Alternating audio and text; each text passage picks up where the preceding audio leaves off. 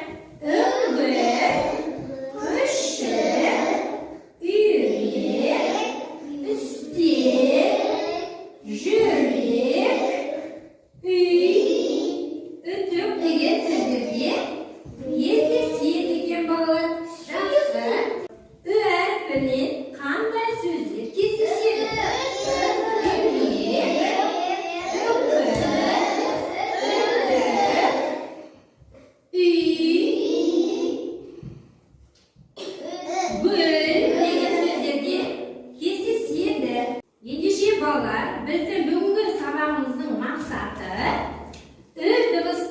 dibisimen tanishamiz, ya'ni dibisi kesishadigan so'zlarni tanishamiz. Harfining yozbashi ya'ni basma turlarini tanishатын bo'lamiz. Al endi bolalar, har bir to'p mana syujetni suratga qarab angliyga bostiramiz. Birinchi kuchuk to'pi qanday so'ylab qostiradi dedilar?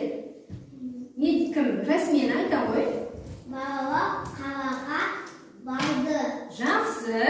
Baholaymiz bolalar, yetgan javobim. To'g'ri. Tulki to'pi qanday so'ylab qostiradi? Tulki to'pi senlar qanday so'ylab qostiradi dedilar? Ayta qo'y, sezim. Qastarga. Suratga qarab aytamiz. Qastarda. Nima? Yaxshi, qastarda qo'shiq bor. Baholaymiz bolalar, sezimni. Tulki yo'q to'pi qanday so'ylab qostiradi edi? Suratga nazar audaraylik. Bolalar qayda qarab turib? Talshin.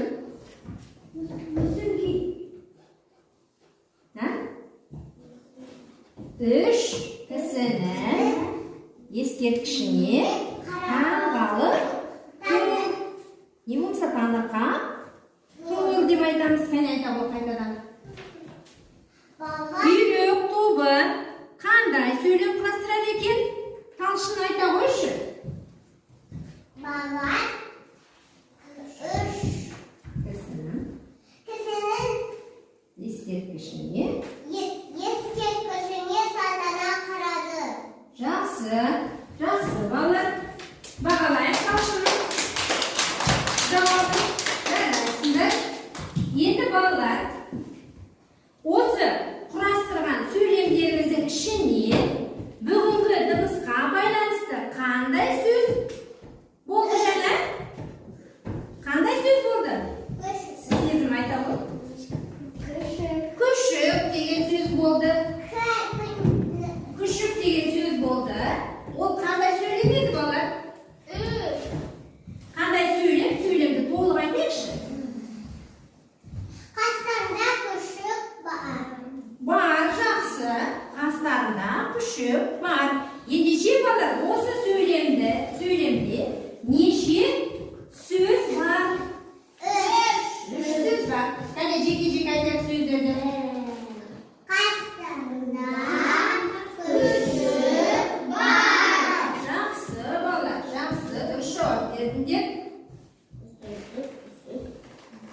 Sonda bugungi dibisga baylanishda qaysi so'zni qo'llandik? Qo'shiq degan so'zni qo'llandik, ya? Al bolalar, barimiz nazarimizni taxtaga audaraylik. Taxtadan berilgan so'zlarni barimiz birga qo'lmen o'qiymiz.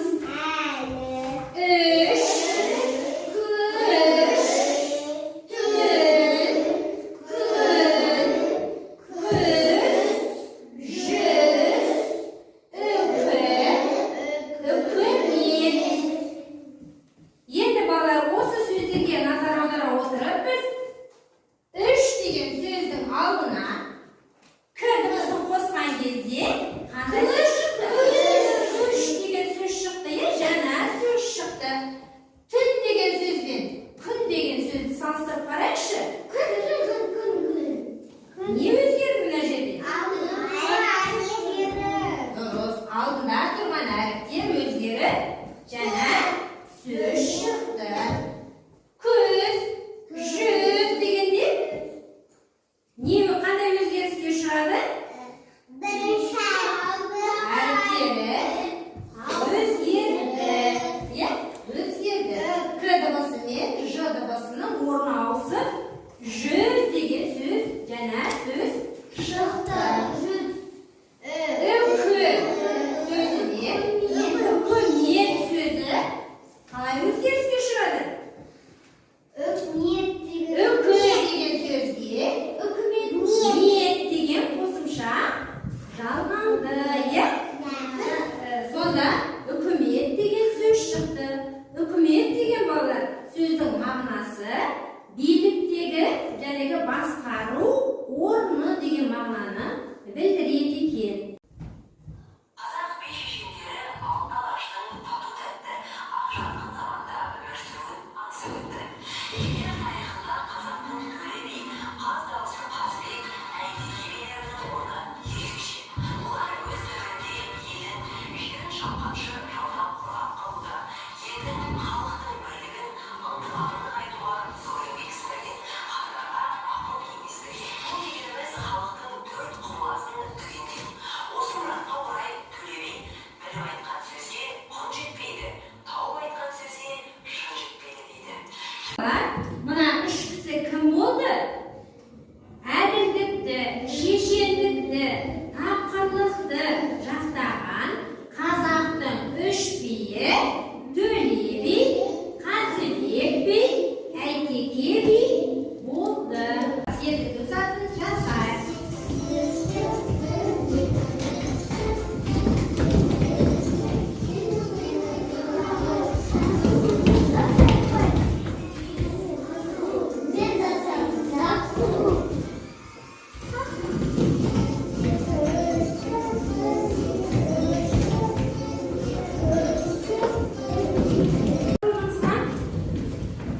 Жақсы, ойын сергіп қалдық.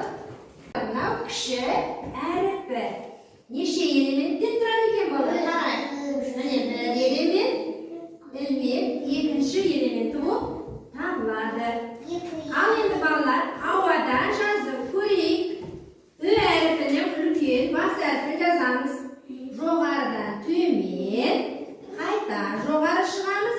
Төмен қарай ілмек жасаймыз. Кіші әрпін жазайық қане. Төмен, жоғары және ілмек жасап аяқтаймыз. Жарайсыздар балалар, енді дәптерлерімізді ашайық та. Ө әрпінің жазбаша түрін үзік сызықтарды бастыра отырып жазамыз. Дәптерімізді қалай қоямыз балалар? Өрге қойып орындыға түзу отырамыз. Ал жазуға кірісейік.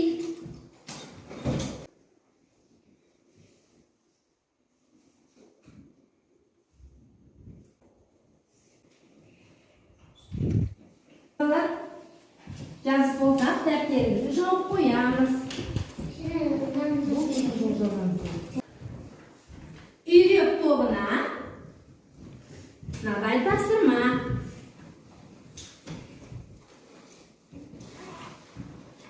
Ө әрпіне кластырасыңдар. Мына жерде сендерде қима суреттер берілген. Сол қима суреттерді Ө әрпі бар сөздерді мында жаздырып шығасыңдар. Тұра тұрыңдар.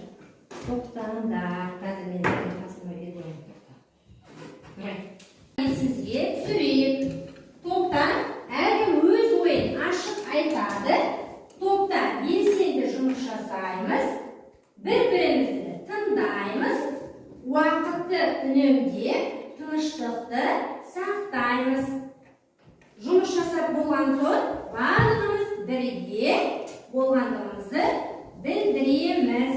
Ендеше балалар, қазір бірінші топ күшік тобына күшік сөзін дыбыстық талдау жасайсыңдар. Жұмыс жасай береміз. Түлкі тобына буындардан сөздер құрастырамыз.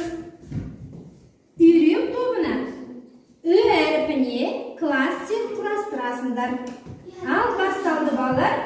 Yüzümüzü bastayınız.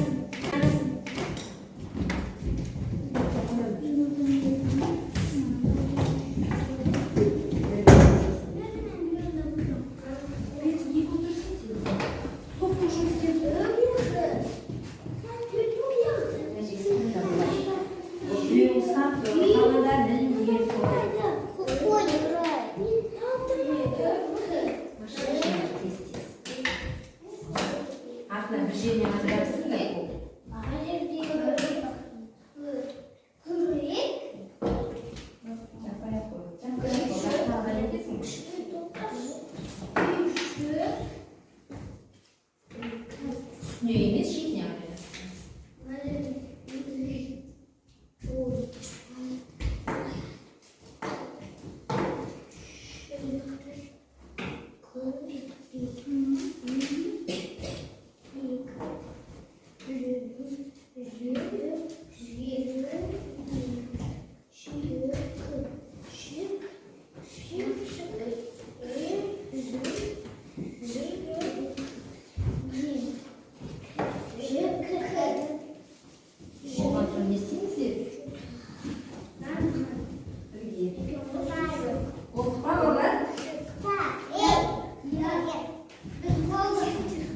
Boltuk dediğimiz vararımız, boltuk birlikte kutuyoruz. Hazır o şey yapmaktan sıvırlar. Boltuklarına balalar? Жақсы балалар. Ендеше бірінші топ күшік тобынан бастайық. Қалғандарымыз орнымызға отырамыз. Бірінші күшік тобын тыңдайық балалар. Күшік. Екі буын бау. Екі дауысты дыбыс бау, үш дауыссыз дыбыс бау. Дұрыс па балалар? Кәне бағалайық қалғымыз. Дұрыс. Күшік тобы дұрыс жауап берді. Жақсы отыра қойыңдар орындарына. Келесі бізде екінші топ. Үйрек тобына сөз берейік.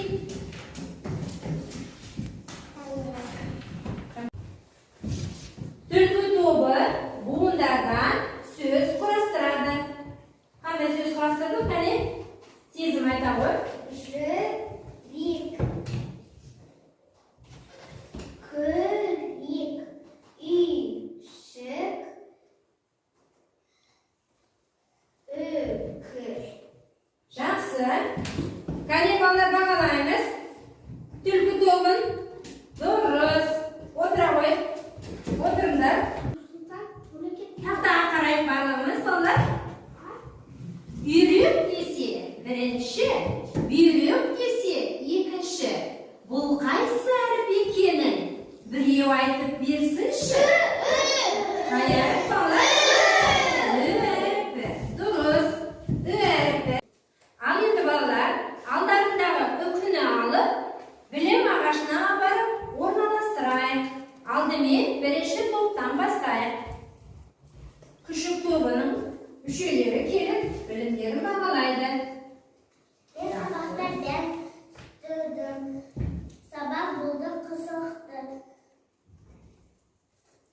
Мен жағында. Başağına. Solduktan başağına. Сондықтан барлығында Ettin. Жақсы отыра ғой. Кел, кел.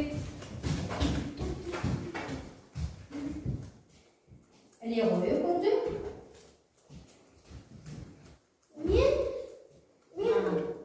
Маған сабақ өте ұнады. Мен сабақты бәрін түсіндім.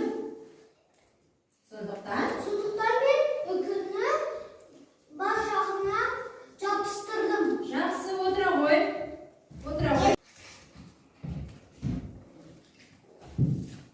Маған сабақ өте қатты ұнады. Сондықтан мен үкіні ең үстіне ілдім.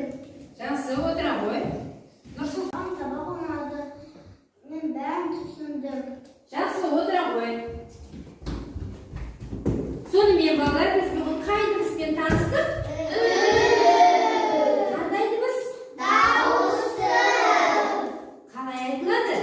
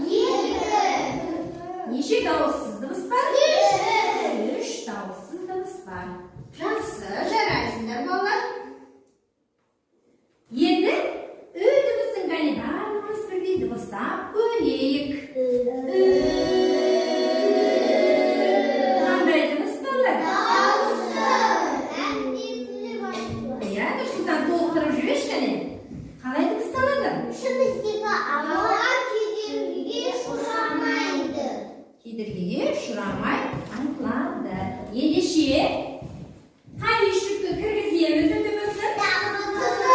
Qizil eshikka kirgizamiz. Endi senga men hozir to'p bilan yumush yasamaymiz. To'p bilan yumush yasamas burun bola, to'p erejasini esimizga tushiraylik.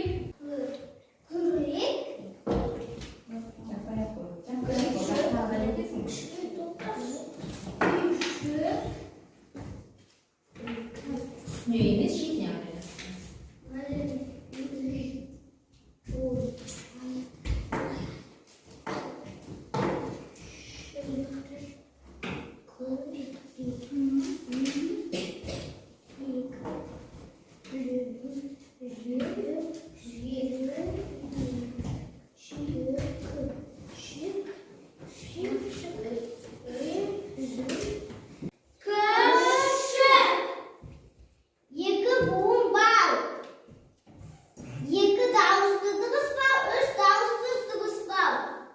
Terus babalar kayaknya bakalan kalımız dırız. Küçük dolu dırız şort berdi. Жақсы отыра қойыңдар. Орындарыңдар. Келесі бізде екінші топ. Үйрек тобына сөз берейік. Жанболат кел.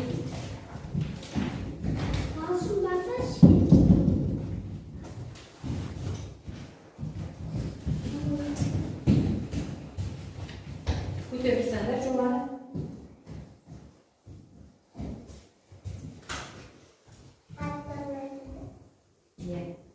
Işık келе жатқанды сөйлеп бер. Gül, жүзім, жүгері, қырмауыз, жүз деген сөз. Осы сөздерге әрпі кездеседі. Жақсы. Бағалайық қане балалар. Үйрек тобын жақсы отыра қойыңдар. Дұрыс. Келесі бізде үшінші топ. Түлкі тобының тапсырмасын тыңдайық.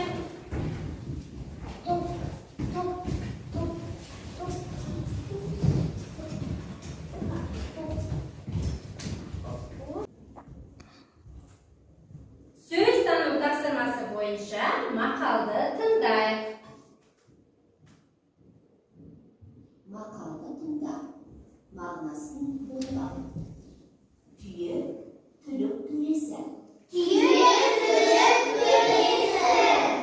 Жақсы балалар. Осы мақалдың мағынасын қалай түсінеміз? Талшын айтады.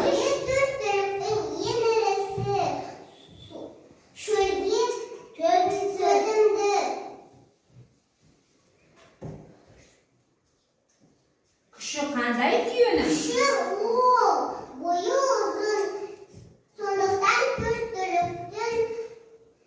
Төресі? Жақсы. Дұрыс айтама балалар? Дұрыс айтасың, Талшын, отыра қой. Ал енді балалар, алдарындағы үкіні алып, білім ағашына апарып орналастырайық. Алдымен бірінші топтан бастайық. Күшік тобының мүшелері келіп, білімдерін бағалайды. Сабақ болды.